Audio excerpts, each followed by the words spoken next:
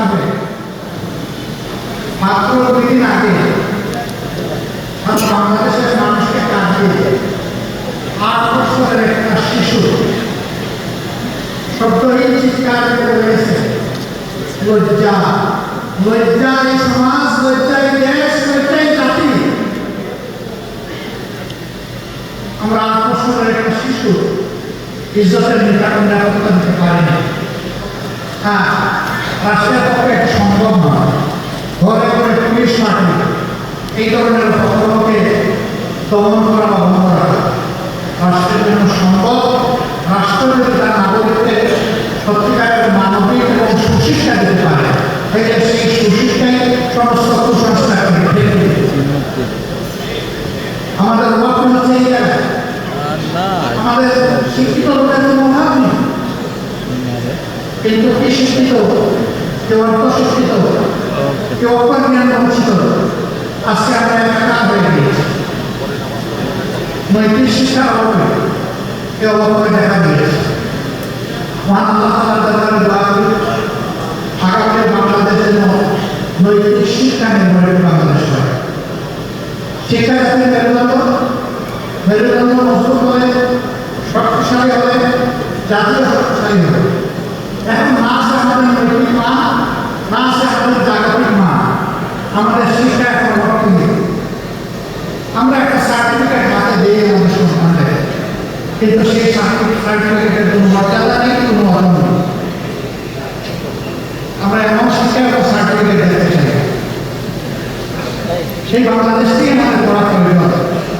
এই বাংলাদেশের প্রত্যেকটা মানুষের হাত হবে দেশ করার কারিগরের হাত, কর্মীর হাত, এবং এটি সম্ভব। দুনিয়া যত যাতে উন্নত হয়েছে, তার শিক্ষা দিয়ে উন্নত হয়েছে। আমি ব্যক্তিগতভাবে মনে করি এবং আমাদের দল বিশ্বাস করে, শিক্ষাকে যদি তার নৈতিক ভিত্তির উপর সর্বাধিক মানবিক এবং জাতিক উৎকর্ষ দিয়ে গড়ে তোলা যায়, তাই কেবল একটা সুতার বাংলাদেশ গড়ে তোলা সম্ভব। কারণ ওখান থেকে ওই মানুষ কি বের হবে, যিনি যত বড় শিক্ষিত হবে, সমাজের যত বড় দায়িত্বপূর্ণ পদে অধিষ্ঠিত হবে, তিনি এতটা বিশ্বাস করবেন আমার এই শিক্ষার পেছনে, বেড়ে ওঠার পেছনে, আজকের এই দায়িত্বে আসার পেছনে এদেশের প্রত্যেকটি মানুষের অবদান। গরিব ধনী নির্বিশেষে সমস্ত মানুষের ট্যাক্সের পয়সা দিয়ে আমি যে বিদ্যালয়ে লেখাপড়া করেছি, যে কলেজে লেখাপড়া করেছি, যে ইউনিভার্সিটি লেখাপড়া করেছি, সেই সবগুলো ইট, পাথর, মরিচ, বালু, সিমেন্ট, রড সবগুলো কেনা হয়েছে। মিস্ত্রির নাম লেগেছে ওই ট্যাক্সের টাকা দিয়ে। সুতরাং আমি কেবল আমার পরিবারের নয়, আমি গোটা জাতির এবং গোটা জাতির কাছে আমার দায় রয়েছে। এই অনুভূতি যখন নাগরিকদের মধ্যে পেতে হবে, তখন কারো অধিকার আর কারো দাম অনুভূত হবে না। কিন্তু এই অনুভূতিকে সৃষ্টি না হওয়া পর্যন্ত অধিকার দোলন এবং লঙ্ঘন চলতেই থাকে। সম্মানিত সুধীমণ্ডলী, আপনারা হয়তো সকলেই ছিলেন না, কিন্তু অনেকে ছিলেন 2023 সালে, 2024 সালে গেল রমজানে আমরা সোনারগাঁও বলে ছোট্ট একটা আয়োজন করেছি। আমরা আমাদের দলের নামেই হুকুম দিলাম, কর্তৃপক্ষ আমাদের অনুরোধ করল, দেশের পরিবেশ পরিস্থিতির কারণে আপনাদের কাছে আমাদের একটু দুঃখ প্রকাশ করতে হচ্ছে। আমরা বললাম কি সেই দুঃখ প্রকাশ? তারা বললেন মেহরবানি করে আপনারা কোনো ব্যানার দিবেন না। আমরা বললাম ঠিক আছে, আমরাই আমাদের ব্যানার আমরা দিব না। বললো তাইলে আর কোনো অসুবিধা নেই, আমাদের ইফতার মাত্র শুরু হওয়ার 3 ঘন্টা আগে পুলিশ পার্টি থেকে বলা হলো আপনারা ইফতার মাত্র করতে পারবেন না। আমি তখন আমার বাসা থেকে সোনারগাঁও হোটেলে যাওয়ার পথে আমার সকলকে জিজ্ঞেস করলেন কি করবো। আমি বললাম আমাদের যারা দাওয়াত পেয়েছিলেন তারা কি এসে গেছে? বলে যে হ্যাঁ, তারা অনেকেই এসে গেছে। আমি বললাম যে তাদেরকে বলে দিন আমাদের মেহমানরা এসে গেছেন, পারলে তোমরা বের করে দাও, আমরা কাউকে এখান থেকে বিদায় দিতে পারবো না। এবং আমি আসছি আল্লাহ যেন সেই পর্যন্ত আমাকে হায়াত দেন আর আপনারা অপেক্ষা করেন।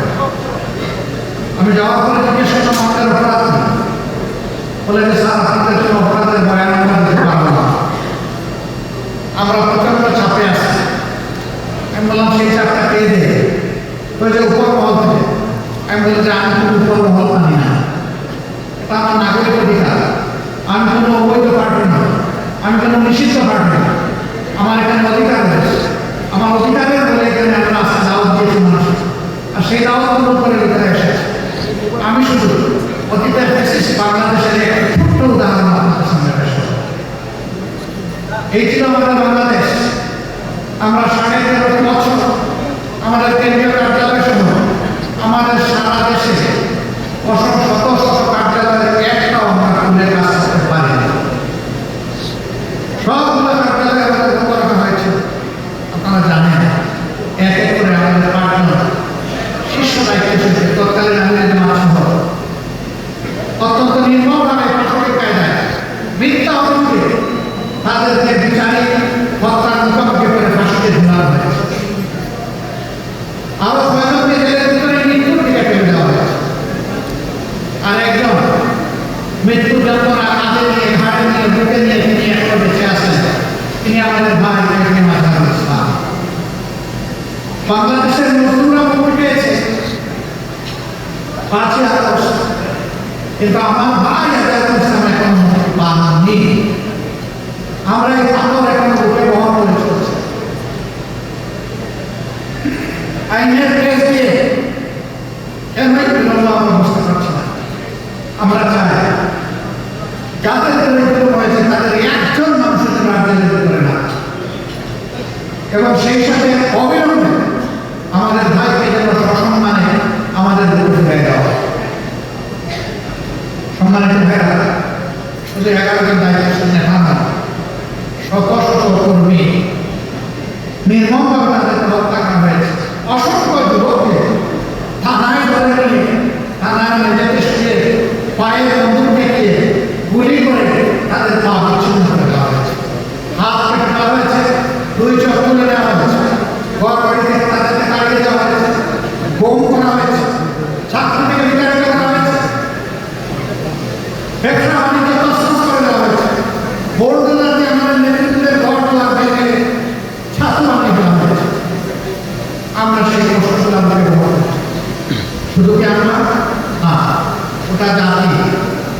সরকারের বিরুদ্ধে জাতির অবস্থান ছিল, ফ্যাসিবাদের বিরুদ্ধে জাতির অবস্থান ছিল। সেই সমস্ত রাজনৈতিক দল, ওলামায়ে কেরাম, প্রতিবাদী মন্ত্র, সাংবাদিক বন্ধুগণ কাউকেই তারা ছাড় দেয়নি। সকলের উপর তারা জুলুম করেছে, সবাইকে খুন করেছে, সবাইকে অপদস্থ করেছে, সবাইকে অপমান করেছে, লক্ষ লক্ষ মামলা দিয়ে কোটি মানুষকে বারবার জেলের ভিতরে নিক্ষেপ করেছে।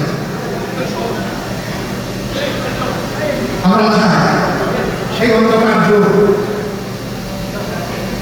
আওয়ামী যাই করে তার বাংলাদেশে ফিরে না আসে। আফসোস, এই দলটি দেশের সব কিছু তারা ঠিকানা গ্রহণ করেছে।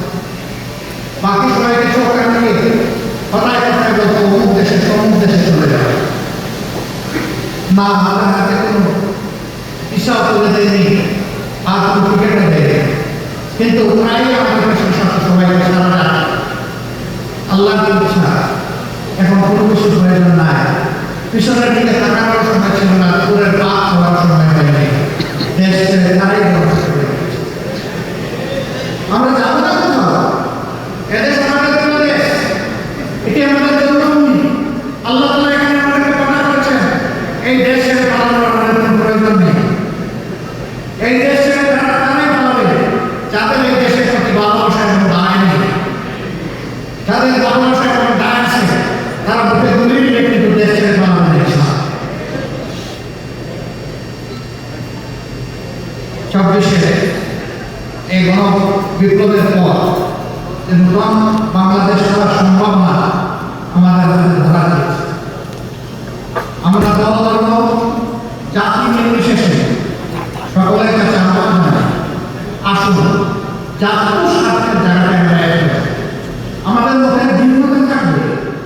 মতপার্থক্য থাকা এটা কোনো অপরাধ নয়, বরঞ্চ এটি এক গণতান্ত্রিক সমাজের সৌন্দর্য। আমাদের মতপার্থক্য যেন মত বিরোধের কোনো পরিণত না হয়। আমরা মতপার্থক্যকেও একান্ত করি, কিন্তু আমরা মত বলছি, আমরা যার যার জায়গায় যার যার নীতি বলছি। দেশকে গড়া আমাদের স্বপ্নের ও পরিকল্পনা আমরা জাতির সামনে তুলে ধরব, যাতে যারটা গ্রহণ করবে, যার প্রতি জাতির ভালোবাসা আস্থা তৈরি হবে, সেই দলকে সেই যুগকে আগামী জাতি তাদের দায়িত্বকে সেবক হিসাবে বাংলাদেশের দায়িত্ব তাদের হাতে তুলে দেবে। এই জায়গাটায় আমরা সকলে সম্মান প্রদর্শন করি। একটা জায়গায় আমরা সকলে একমত যে গত 15.5 বছরে বিশেষ করে সংবিধান সভা এবং সাংবিধানিক প্রতিষ্ঠানগুলো রাষ্ট্রীয় প্রতিষ্ঠানগুলোতে যে জঞ্জাল তৈরি হয়েছে তার কতিপয় জিনিস অবশ্যই পরিষ্কার হওয়া উচিত। এই জন্য সকলে আমরা একমত, এখানে কারো কোনো দলমত নির্বিশেষে মত নেই, এ কোনো সংস্কারের প্রয়োজন নেই। আমরা সবাই বলতে সংস্কার করি, কতটুকু প্রয়োজন সেটা নিয়ে হয়তো বা মত পার্থক্য থাকতে পারে, কিন্তু সংস্কারের প্রয়োজন নিয়ে ব্যাপারে কোনো মত পার্থক্য নেই। আমরা মূল থেকে একটি কথাই বলে এসেছি, আমরা বর্তমান সরকারকে যৌক্তিক সময় দিতে চাই এই সংস্কারের জন্য। যৌক্তিক সময় মানে অযৌক্তিক সময় কাটানো নয়, আবার যৌক্তিক সময় মানে চাপকে বোঝা করানো নয়।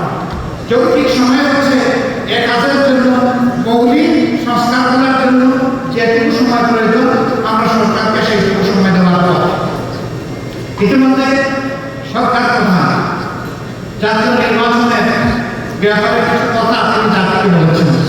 আশা করি অবিলম্বে তিনি বিষয়টা আরো স্পষ্ট করবেন, তাহলে জাতির ব্যাপারে আরো আশাবাদী হবে, আরো আস্থাশীল হবে এবং নিজেদের নির্বাচনী পরিকল্পনা সাজানোর সুযোগ প্রত্যেক দল পাবে। আমরা এটা আশা করি।